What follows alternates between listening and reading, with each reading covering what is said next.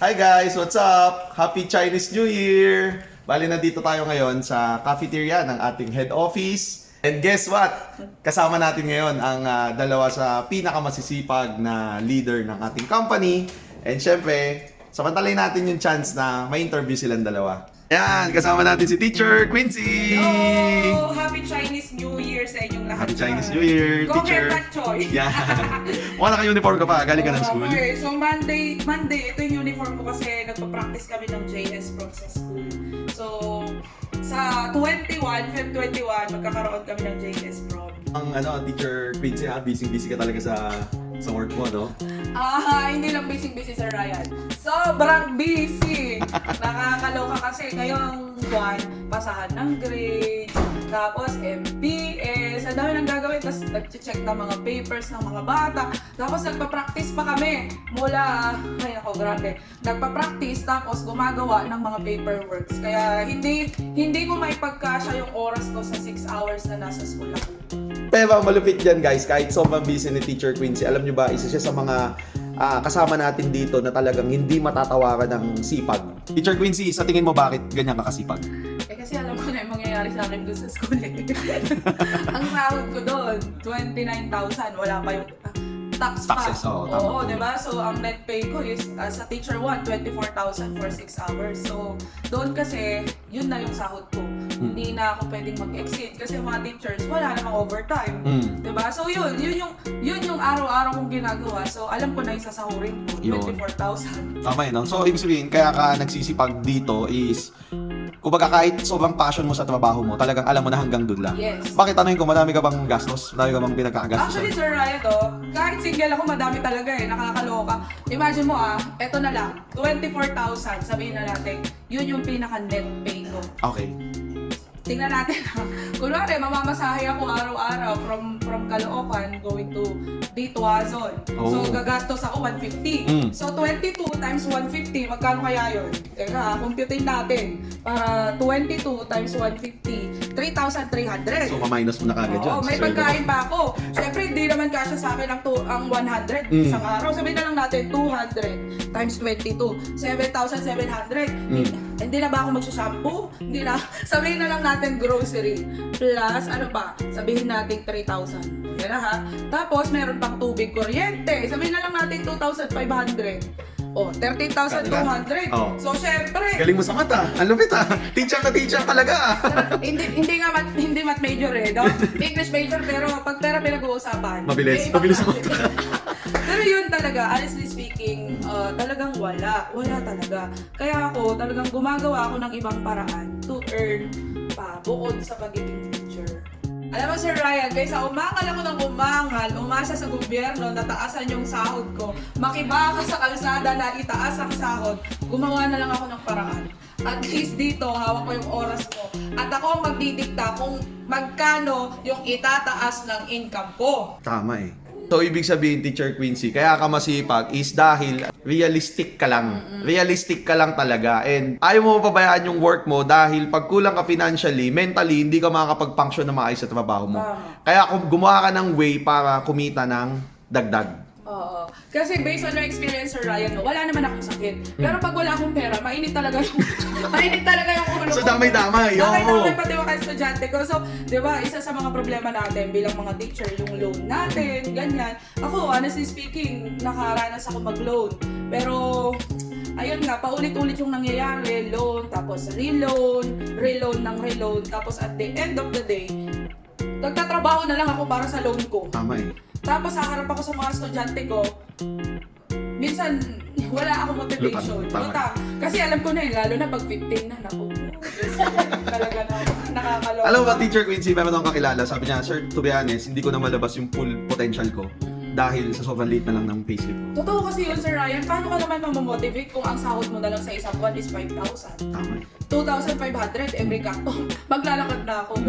Yun yung mga nangyayari talaga sa tunay na buhay ng mga teachers. Nakakalungkot. Pero, ayun nga, kailangan mo talagang dumiskarte. Ibig sabihin, Teacher Quincy, mahal mo yung trabaho mo, mahal mo yung passion mo sa pagtuturo, pero kailangan mong magdagdag para sa finances ng totoong buhay. Kung Sa mahal, totoong buhay. kung mahal sa mahal, Sir Ryan, hindi naman siguro ako tatagal sa pagiging teacher ng 11 years. Wow. Kung hindi ko siya mahal. Wow. Actually, mahal ko ang pagiging teacher. Bakit? Kasi you shape yung Future. buhay ng mga bata. Eh. Lalo na po ang mga hawak ko, special children, na talagang doon mo mararamdaman bilang teacher, yung pagmamahal ng mga batang to is tunay. Wow. Bakit? Kasi pag ikaw nagalit sa kanila, hindi sila kung ano yung sasabihin lang nila, sorry teacher. Tapos, balik din, ganun. So ako, napamahal talaga ako sa profession ko, especially nung nahawakan ko yung mga special children. So guys, dahil syempre sabi ko nga, kitang-kita natin ang pagod at sipag ni Teacher Quincy dito sa business natin. Siguro mas maganda, silipin naman natin kung magkano yung income, yung fruit of her labor dito sa business na ginagawa natin. Hi ako guys, eto nga nakaka-excite. So despite of my busy schedule, katulad ng mga teacher na nanonood dyan, ipapakita ko sa inyo ngayon kung magkano yung accumulated income natin dito sa Great Life. Ready na ba kayo? Doing the business part-time. Yes, part-time. Guys, part-time. Eto, so 7 a.m. to 1:30 p.m. nasa school ako. So after 1:30, eto na nga, nandito na tayo sa Great Life office. So eto po yung in-income natin. 644,458. Magkano na? Yan. Oh. As of February 12, 644,000. Plus, may cheque ka pa na hindi mo pa na-encash. Wait lang, tingnan natin. Ayun. So, maliit lang naman, 6,080. Okay. Ayan po. Yan, okay. Pero, meron pa tayong kukunin na 12,500. So, meron ka pa 18,000. Yes, may 18. On hand na income. Tapos ngayon, sasahod na rin tayo. Wow! Grabe, iba talaga yung may multiple source of income, no? May sweldo ka na, syempre you're doing your job or your profession, tapos meron ka pang extra income dahil meron kang business on the side na ginagawa. Basta syempre, huwag papabayaan pa rin ang trabaho. Mahal natin yan, may purpose tayo kung bakit tayo nandyan. Pero syempre, wala ring masama kung dadagdagan mo yung ginagawa mo para trabahuin naman yung mga pangarap mo. Tama ba, teacher? Correct! Tama. Kaya naman, sobrang thankful ako sa taong nagpakilala sa akin ng negosyong to. Kung hindi dahil sa kanya, hindi ko makikita na meron pa palang ibang buhay bukod sa pagiging teacher. So, ipakilala ko sa inyo, Miss Music Cabalde! Wow! At si Ma'am Music ay a-awardan na Yes! ng Guild of Leaders. 1 million! Dahil nag-accumulate siya ng 1 million! Yes! Grabe, thank you very much, Ma'am Quincy, no? Palakpakan natin si Ma'am Quincy. Yes! Napaka-perfect na teacher because sa kumbaga hindi niya spare time eh. Alam niya, after ng kanyang trabaho, meron pa, tinatrabaho niya yung pangarap niya. Yun, tama. Yun yung pinakamahalaga na kumbaga na natutunan natin dito, no? Kaya, I am very proud of her. Kaya ito naman talaga, let's push talagang dito lahat ay pinupush natin ng bawat isa maabot ang kanilang mga pangarap. Yun! Yan talaga yun. Diba? Nagiging purpose natin yun na hindi lang pangarap natin, pangarap din ng mga ibang tao na kasama natin. Yan, grabe. Diba? Very inspiring itong Yes. dalawang to. Mga lodi natin to. Pero dahil, kaya nagiging kumbaga kaya natin nalalaman yung mga ganito. May mga tao at may mga mentors kami na natututunan namin to sa mga coaches namin na nagpapakilala din sa amin ng kung paano ganito. Si Sir Ryan! Yun yung si Sir Ryan! Yun! Yung nagpagawa ng video na to, ay grabe. Siya ang may malaking impact sa buhay namin bakit kami nagtutuloy dito.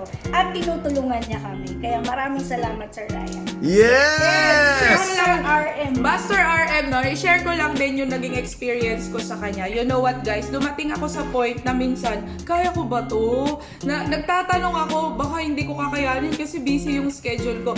Pero si Sir Ryan ang lagi niyang sinasabi sa akin, kung kaya nga ng iba, bakit hindi mo kaya? Yun! Kaya Alright! naman, kukunin na rin natin yung isa pa. Kasi ito, hindi ko pa ginagastos. Wow, magkano to? 29,900. Wow! Parating, 38. Wow! Grabe naman yan, grabe. Diba? So, ano nyo lang, try, ay grabe. Ay, nako, hindi ko masabi. Pero, it is a blessing. Blessing to, na talagang lahat ng, kumbaga, lahat pwede pong itry ito. Yan, tama eh. So, it's your decision, it's your time na alamin nyo po kung ano to. Yes! Ayan ha, kasama natin ang dalawa sa mga masisipag dito sa Great Life. Ayan o, di ba? Kaya sana next time makasama namin kayo, message lang kayo, comment down below. Yes. And we're happy to see you here with us doing business. Alright, bye!